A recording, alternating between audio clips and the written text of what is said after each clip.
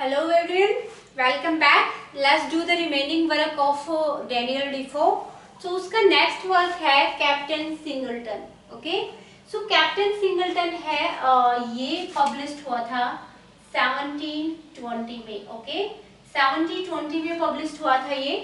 And captain singleton है, इसमें जो main protagonist है वो है वॉब singleton. He is the main protagonist of the story and he is a pirates. Pirates कौन होते हैं? जो शिप पे लूटपाट करते हैं.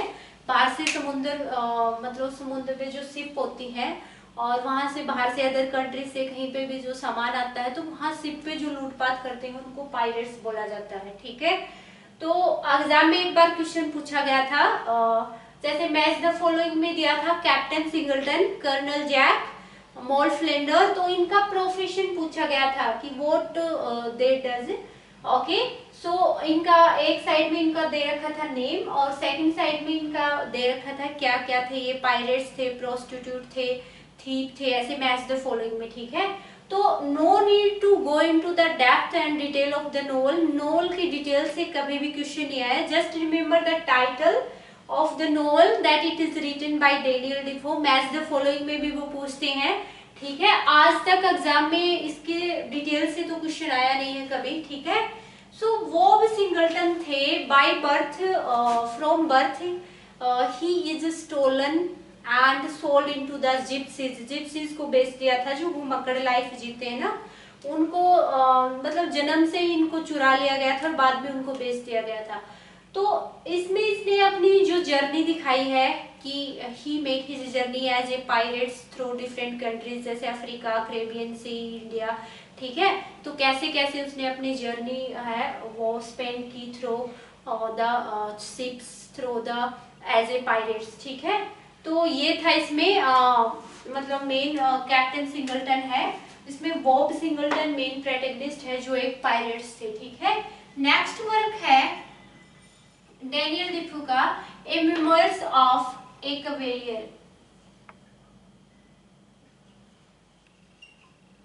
ए memoirs of a cavalier. Okay, memoirs of a cavalier. तो ये भी 1720 में. ये एक हिस्टोरिकल फिक्शन नॉवल है. हिस्टोरिकल फिक्शन है and it is based on the 30-year war. 30 years war जो मतलब इंग्लैंड में हुआ, जिसको सिविल वॉर बोला जाता है. सिविल वॉर पे बेस्ड है. ठीक है, तो इसको भी आपको डिटेल में पढ़ने की जरूरत नहीं है. जस्ट रिमेम्बर द टाइटल कि ये जो वर्क है वो डेनियल डिफो के द्वारा लिखा गया है. क्योंकि यहाँ पे बहुत कंफ्यूज हो जाती है, बहुत सारे वर्क होते हैं तो हम जैसे एग्जाम में सडनली हम याद नहीं कर पाते कि ये वर्क किसके द्वारा लिखा गया है. तो ये जो वर्क है मेमोइर्स ऑफ कवेलियर, ये एक हिस्टोरिकल फिक्शन नॉवल है. May be they can ask you कि ये किस पे बेस्ड है, तो ये 30 ईयर वॉर जो हुआ था उस पे बेस्ड है. ठीक है, नेक्स्ट जो इसका वर्क है डेनियल डिफो का,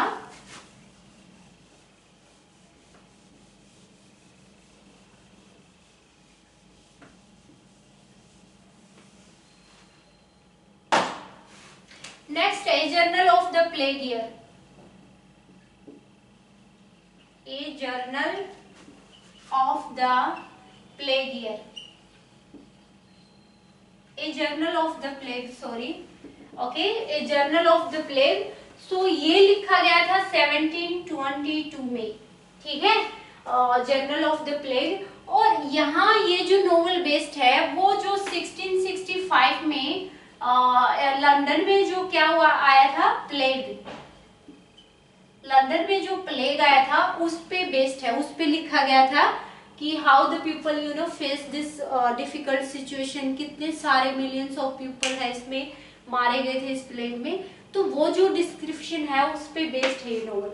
ओके, इसको भी आपको लिखने की जरूरत नहीं है. Just remember the title, a journal of the plague year. Okay, journal of the plague. Okay, it is written by Daniel Defoe. Next जो इसका वर्क है that is colonel Jack. Colonel Jack is publish 1722। Okay, crime fiction novel है ये, crime fiction है या crime novel बोल सकते हो, क्राइम फिक्शन है ये, ठीक है। तो इसमें जो कर्नल जैक होता है ये क्या है, ये थीप है, ठीक है, ये एक थीप है।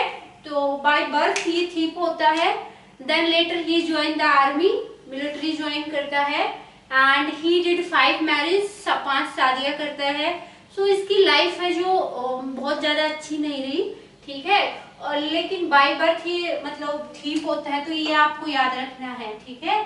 So no need to go into the depth, आपको डेप्थ में जाने की जरूरत नहीं, ना पढ़ने की जरूरत है, just remember the title only कि कर्नल जैक है वो डैनियल डिफो के द्वारा लिखा गया है, ठीक है। नेक्स्ट जो इसका वर्क है, नेक्स्ट जो वर्क है वो है मोल फ्लेंडर, मोल फ्लेंडर, ओके, मोल फ्लेंडर जिसका सब टाइटल है the fortunate and misfortunate of famous mole Flander, of famous mole Flander, fortunate and misfortunates of the famous mole flender. This is the title of subtitle of the novel, and ये published हुआ था 1722 में published हुआ है। ये बहुत important novel है, मतलब basic information, and it is written the picaresque form में लिखा गया है। एग्जाम में ये क्वेश्चन पूछा भी गया है कि एक बार कि ये नॉवल है वो किस फॉर्म में लिखा गया है, तो पिकार्सक नॉवल है जो 1722 में पब्लिश हुआ था। इसका सबटाइटल भी बहुत इंपॉर्टेंट है, और मोल फ्लेंडर, ओके। सो मोल फ्लेंडर एक फीमेल है, मेन प्रोटैगनिस्ट मोल फ्लेंडर है, वो प्रोटैगनिस्ट है इस स्टोरी की। सो इसकी स्टोरी क्या है, ज्यादा डिटेल में तो घुसने की जरूरत नहीं, स्टोरी से क्वेश्चन नहीं आया है, बस लिसन द आउटलाइन आपको पता होना चाहिए। मोल फ्लेंडर है, he is born in the Newgate jail, okay. तो एक बार क्वेश्चन में आया था एग्जाम में, न्यू गेट जेल में ये क्या हुई थी, बोर्न हुई थी। ये एग्जाम में क्वेश्चन पूछा गया है, तो आपको ध्यान में रखना है। सो मोल फ्लेंडर की जो मदर थी, ही डिड सम कन्विक्ट, उसने कुछ किया, क्राइम किया, and for that she was in the jail, वो जेल में थी, and during his pregnancy when he is about to get the death sentenced, okay, तो that time she was pregnant। जब भी ये एक रूल है कि जब भी कोई वीमेन जिसने क्राइम किया है और वो प्रेग्नेंट है, ठीक है, तो उसको डेथ सेंटेंस जो होती है, फांसी की सजा, वो नहीं दी जा सकती, ठीक है, ये एक रूल है गवर्नमेंट का। तो उसके लिए जब उसको फांसी की सजा मिलने वाली थी, उसकी मदर प्रेग्नेंट थी, क्योंकि जो मोल फ्लेंडर थी, ओके, तो उसके जन्म के बाद, just after the birth of the Moll Flanders, his mother sent to the British America में भेज दिया गया था। एंड मोल फ्लेंडर है, she is brought up by the any widow lady ने उसका पालन पोषण किया। एंड लेटर मोल फ्लेंडर ने अपनी जो लाइफ है वो बिल्कुल लाइक ए थीप की तरह उसने चीजों को चुराना शुरू किया। तो ये भी मोल फ्लेंडर थी, ये भी एक थीप थी, चोर थी, ठीक है। एंड सी डिड 5 मैरिज, 5 शादियां करती है, ये भी बहुत सारे अफेयर रहते हैं इसके।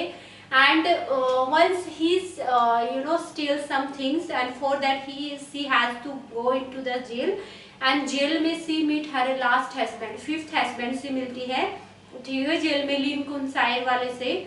And they both talk to each other, spend time with each other, and they realize both of them that they should reunited again, वो दोबारा उनको एक हो जाना चाहिए। और लास्ट में वो दोनों spend his life as a plantation owner, तो लास्ट में ये अपने 5th जो हस्बैंड होता है उसके साथ चली जाती है, ठीक है, बाकी की लाइफ स्पेंड करने के लिए। ना जो लास्ट नॉवल है ना, लास्ट वर्क है डेनियल डिफो का, okay, that is the Roxana, the